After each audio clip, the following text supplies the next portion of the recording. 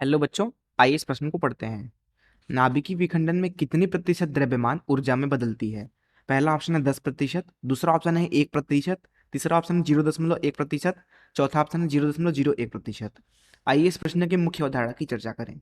यहाँ पे मैंने एक नाभिकीय विखंडन अभिक्रिया को दिखाया है, जिसमें हमने एक मंद गति वाले न्यूट्रॉन की टक्कर की यूरेनियम 235 के साथ। तो ये उत्तेजित होकर के यूरेनियम 236 में बदल जाता है और फिर इसका हो जाता है विखंडन, जिससे हमें दो नए नाभिक मिलते हैं, क्रिप्टॉन और बेरियम। साथ ही साथ 3 नए न्यूट्रॉन भी इससे बाहर की तरफ उत्सर्जित होते हैं। यहाँ इस उदाहरण से हम समझ लेते हैं कि कितने प्रतिशत इसका द्रव्यमान ऊर्जा में बदल रहा है। तो लगभग लगभग जिससे हमें पता चल जाए कि नाभिकीय विखंडन में लगभग कितना प्रतिशत द्रव्यमान जो है ऊर्जा में बदलता है। तो यहाँ इस अभिक्रिया को फिर से लिख लेते हैं।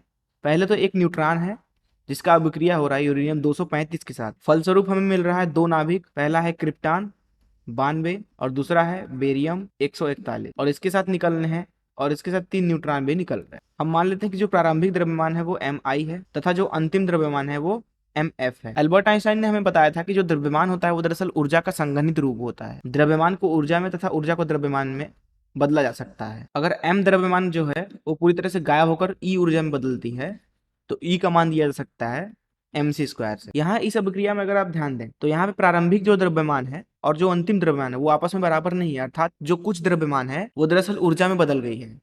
अब अगर मैं आपसे पूछूं कि mi ज्यादा है कि mf ज्यादा है, तो सीधी सी बात है कि mi ज्यादा है mf से, क्योंकि थोड़ी सी जो द्रव्यमान है वो दरअसल ऊर्जा में बदल गई है। अर्थात यहाँ पे जो द्रव्यमान बदलाव है वो डेल्टा एम बोले अगर तो उसको, तो वो है mi माइनस mf, अर्थात प्रारंभिक द्रव्यमान माइनस अंतिम द्रव्यमान। अगर मैं आपसे पूछूं कि कितना प्रतिशत द्रव्यमान ऊर्जा में बदल गया है, तो दरअसल यही डेल्टा एम जो है ऊर्जा में बदला हुआ है। अर्थात अगर प्रारंभिक द्रव्यमान का x% ऊर्जा में बदल गया है अर्थात डेल्टा एम में, तो यहाँ इस समीकरण से हम ये पता कर सकते हैं कि कितना प्रतिशत द्रव्यमान दरअसल ऊर्जा में बदला है। अर्थात प्रारंभिक द्रव्यमान का x% जो है वो वह द्रव्यमान है जो कि ऊर्जा में बदला हुआ है। अर्थात यहाँ पे जो x है वही बताएगा हमें कि कितना प्रतिशत द्रव्यमान ऊर्जा में बदला है। तो यहाँ से हम x का मान लिख सकते हैं डेल्टा एम गुणे 100/mi को बोला जाएगा। तो यूरेनियम के नाभिकीय विखंडन के ऊपर अगर हम इस चीज का इस्तेमाल करें तो प्रारंभिक स्थिति में mi को लिखेंगे, mi बराबर एक न्यूट्रॉन का द्रव्यमान mn प्लस यूरेनियम 235 का द्रव्यमान। यूरेनियम 235 का जो द्रव्यमान होता है वो होता है 235.044 AMU के बराबर, और जो न्यूट्रॉन का मास होता है अर्थात mn वो दरअसल होता है 1.009 AMU के बराबर। वहीं अगर हम बात करें mf द्रव्यमान की तो वह हो जाएगा, यहाँ पे अगर आप ध्यान से देखें तो क्रिप्टन का द्रव्यमान प्लस बेरियम का द्रव्यमान। दरअसल क्रिप्टन का द्रव्यमान होता है 91.926 AMU के बराबर और बेरियम का द्रव्यमान होता है 140.914 AMU के बराबर, और इसमें जोड़ेंगे 3 न्यूट्रॉनों का द्रव्यमान था 3 गुणे mn। तो जब यहाँ पे mn का मान डाल करके mi माइनस mf निकाला जाता है तो जो हमें डेल्टा m का मान मिलता है वो मिलता है 0.186, और ये है mi माइनस mf, अर्थात कितना द्रव्यमान जो है वो ऊर्जा में बदल गया है।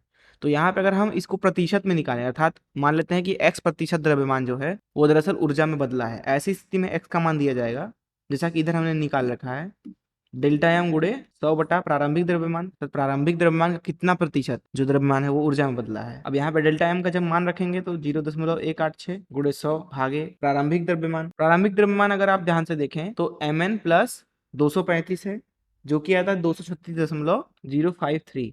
जब इसकी गणना आप करते हैं तो x का मान लगभग लगभग मिलता है 0.1% के बराबर में। अर्थात हम ये बोल सकते हैं कि इस नाभिकीय विखंडन में लगभग लगभग 0.1% द्रव्यमान जो है वह ऊर्जा में बदल गई है। आइए देखें हमारा कौन सा ऑप्शन सही है। जैसा कि यहाँ पे आप देख सकते हैं कि हमारा सी ऑप्शन जो है वो सही होगा। मैं आशा करता हूँ कि आपको इस प्रश्न का हल जरूर समझ में आया होगा। धन्यवाद।